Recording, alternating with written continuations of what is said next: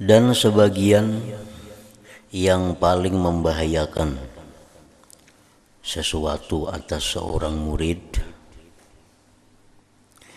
menuntutnya si murid, memintanya si murid kepada Allah agar dibukakan perkara-perkara yang gaib.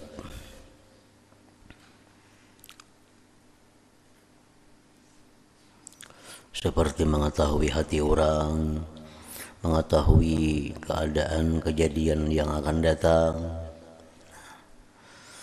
Nah, itu paling berbahaya. Si murid itu minta kepada Allah untuk dibukakan perkara yang gaib.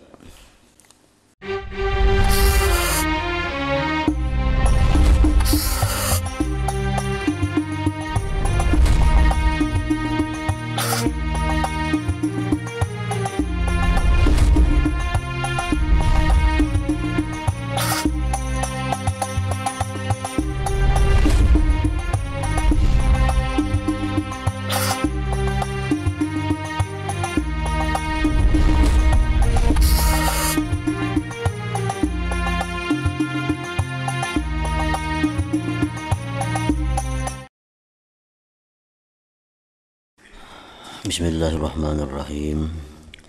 Alhamdulillah rabbil alamin, wassalatu wassalamu ala asyrafil anbiya wal mursalin Sayyidina Muhammadin wa ala alihi wa sahbihi ajma'in.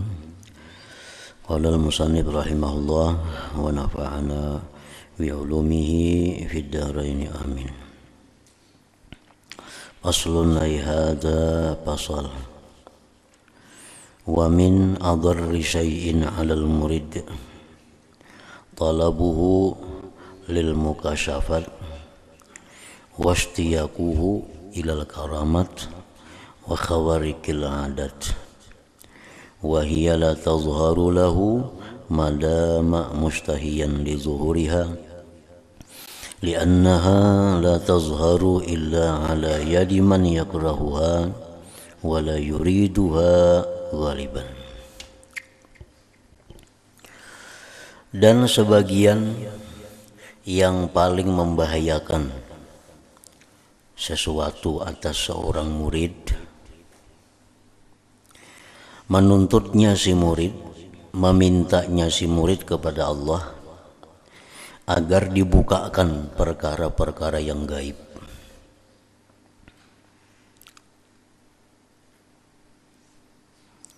Seperti mengetahui hati orang, mengetahui keadaan kejadian yang akan datang. Nah, itu paling berbahaya. Si murid itu minta kepada Allah untuk dibukakan perkara yang gaib. Dan inginnya si murid kepada karamat dan yang menyalahi adat. Wahia, dan itu mukasyafat, karamat, khawarikil adat tidak nampak baginya si murid selama dia mengingini bagi timbulnya yang tersebut tadi. Karena bahwasanya itu karamat dan lainnya tadi tidak nampak kecuali atas tangan orang yang tidak menyukainya dan tidak menghendakinya, ghaliban, kebiasaan. Orang yang selalu beribadah kepada Allah, selalu menjalani jalan yang diridhai Allah, itu kadang-kadang dia bisa minta kepada Allah diberi karamat. Nah, itu permintaan yang sangat membahayakan. Karena Allah kadang akan memberi karamat itu kepada orang yang menghendakinya, kepada orang yang mengingininya. Tetapi karamat itu bisa diberi Allah kepada orang-orang yang tidak ingin. Karamat itu bisa diberi Allah kepada orang-orang yang tidak menghendakinya, sebagai cobaan dari Allah Ta'ala. Apakah dia senang dengan karamat itu? Apakah dia tentram dengan karamat itu? Atau ingin yang lebih daripada karamat lagi?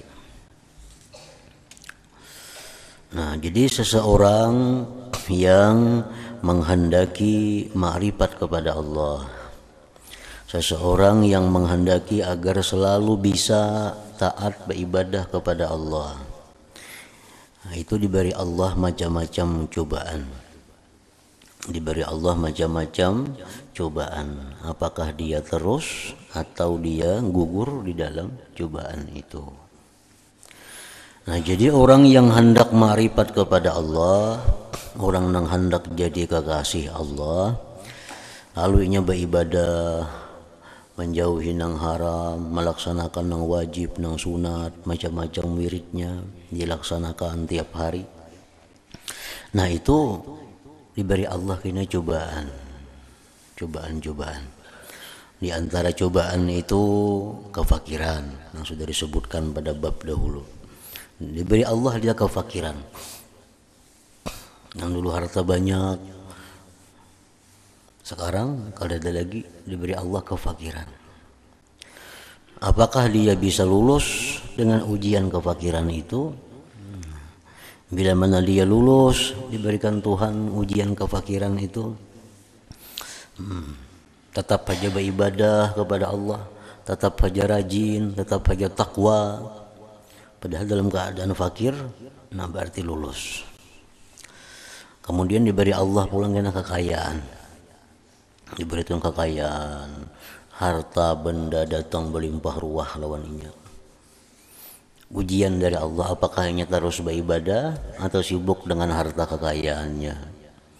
Nah, bila orang ini ditolong oleh Allah, maka harta benda yang melimpah ruah itu kadang mengganggunya, kadang mengganggu jalannya. Tetap nyoba ibadah rajin, tetap menuntut ilmu rajin, takwanya terus kepada Allah, walaupun hartanya tambah banyak.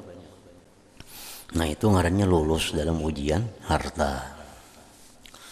Karena diberi Allah pulang cobaan lagi berupa hinaan, cacian orang, dipadahkan orang itu, padahkan orang ini, difitnah orang. Nah, bila itunya kadang mengganggu ibadahnya, kadang mengganggu ketakwaannya, kadang melayani hinaan-hinaan itu, berarti dia lulus dengan ujian itu. Nah, diberi Tuhan pulang ujian berupa sanjungan. Orang di mana-mana menyanjunginya, orang di mana-mana memujiinya, orang di mana-mana datang hendak menamuinya, minta berkah kepadanya. Nah, itu ujian dari Allah. Bila mana itu kadang mengganggu dengan ibadahnya, kadang mengganggu dengan Tuhannya, maka ini lulus ngarannya itu. Nah, karena diuji pulang Tuhan, diuji pulang oleh Tuhan dengan diberi karamat. Nah, diberi karamat. Macam-macam diberi Tuhan karamat. Bila inya kada terganggu dengan karamat itu, tetap inya beribadah kepada Allah, tetap inya lurus, tetap inya takwa. Nah, berarti dia lulus dalam ujian karamat ini. Nah, ini ujian yang terakhir dilalui seorang hamba itu, ujian berupa karamat ini. Nah, karamat itu kada dikehendakinya, tapi diberi oleh Allah.